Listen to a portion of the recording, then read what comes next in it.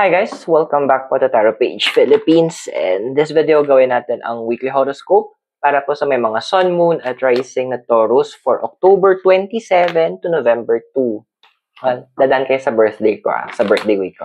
So kung bago kayo sa channel, subscribe, like, and share. And kung hindi nyo po alam kung ano yung Sun, Moon at Rising sign nyo, sa dulo po ng video natin, meron tayong link para ito para mapanood nyo. Remember, the readings are for guidance purposes. Use your free will wisely. Kung gusto nyo pong magpa-schedule ng private readings or spell works, or gusto nyo mag-donate, Gcash or Maya, the details are in the description below. And pwede nyo gamitin naman yung thanks button sa baba. Taurus, how are you? Kaya ako nakapula kasi wala pa na yung birthday ko. Okay, so how are you? We have here is the Ace of Wands. This is your season sa pagtatanim. Ito na yung moment na kung saan kailangan mo talaga mag-invest. Saan ba tayo mag-i-invest? Well, some of them in sa pakikinig, sa mga learnings.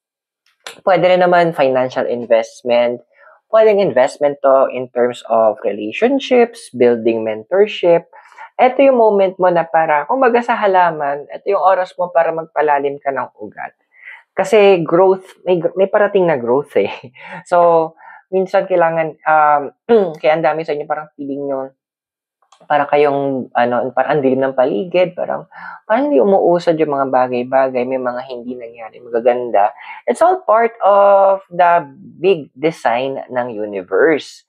Andun kasi na, diba, parang pag sa halaman, para maging maganda siyang puno, magsisimula yan bilang isang buto, at kung saan, mapaligiran siya ng dilim kasi nakatanim siya sa lupa, di ba?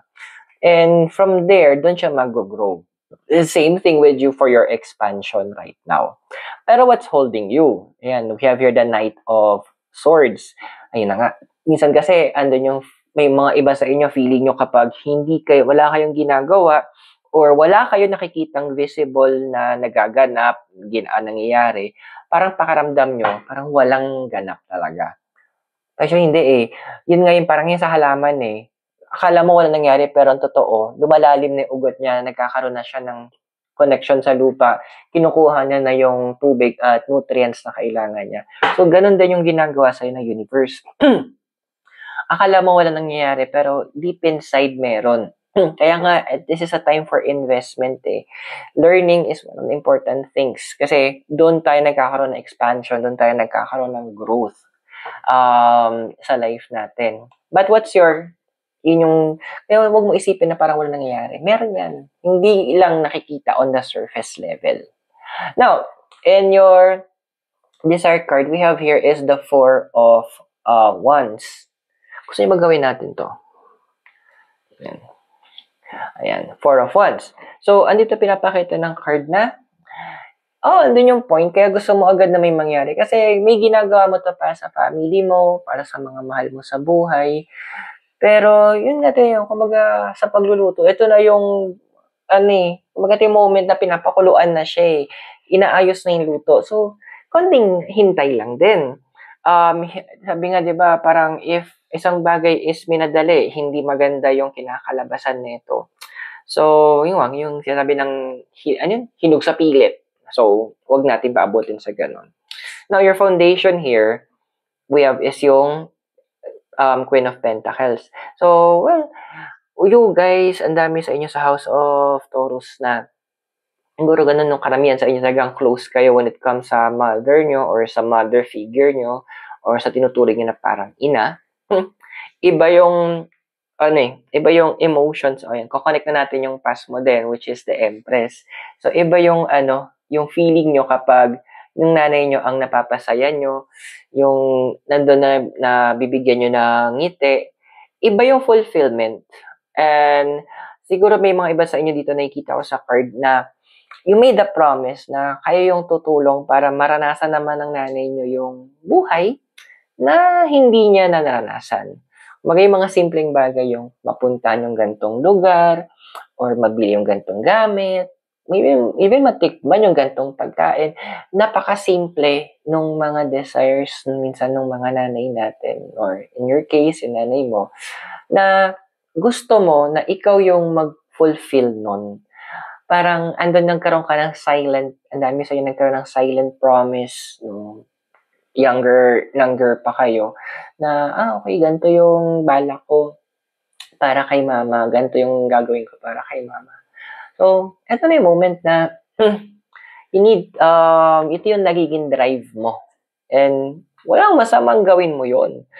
Pero, again, may mga tinatawag tayong pit stop. So, hindi sa lahat ng oras, it's always growing. Sometimes, we need to also deepen our foundation. Now, yung future na ikaw, meron tayo is the Three of Swords. Now, the Three of Swords kasi, merong pinapaalala sa ito yung na may mga madidiscover ka along the way about mga ibang tao. Makikita mo yung para silang sibuyas na unti-unting mababalatan sa harapan mo. At makikita mo yung totoong pakay nila, yung totoong balak nila. At ang hindi lang maganda dito kasi ang nakikita ko, some of them is, in a way, gagamitin ka because they want to get what you have or magamit nila yung meron ka. So, andun yung point na may expose naman sila along the way which will help you make a decision kung dapat mo pa bang i-keep tong mga taong to or medyo pakawalan na natin sila. So, kung nakaka-resonate ka sa reading, don't forget to subscribe, like, and share para magkaroon ka notification for our future videos. But for now, tuloy natin yung reading mo. So, we have here yung sa physical environment mo, we have here is the Ace of Swords. So, ayun na nga. This Ace of Swords is really opening a lot of doors para sa'yo. Kasi ando ang mapapansin mo, may mga nakilala ka before na medyo bumabalik sila. And andoon na parang, at first, parang nung una mo sila nakilala, parang medyo nonsense, ganyan. Kasi, parang hindi mo makita yung purpose nila sa life mo. But now, babalik sila with a purpose.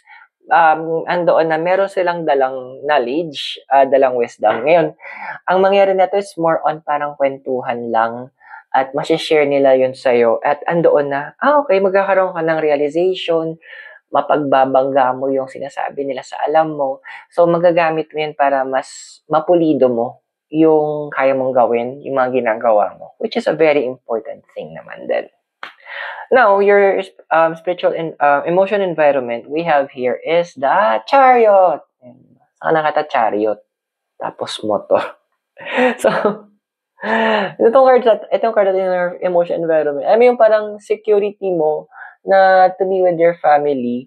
Actually, one of your love language na gustong-gusto mo natatanggap is yung physical touch. Yung tipong, yung tipong ganun lang. Ang laking bagay sa yun eh. Yung tipong yayakapin ka, hawakan yung kamay mo, yung kaya mo yan, or you can do this.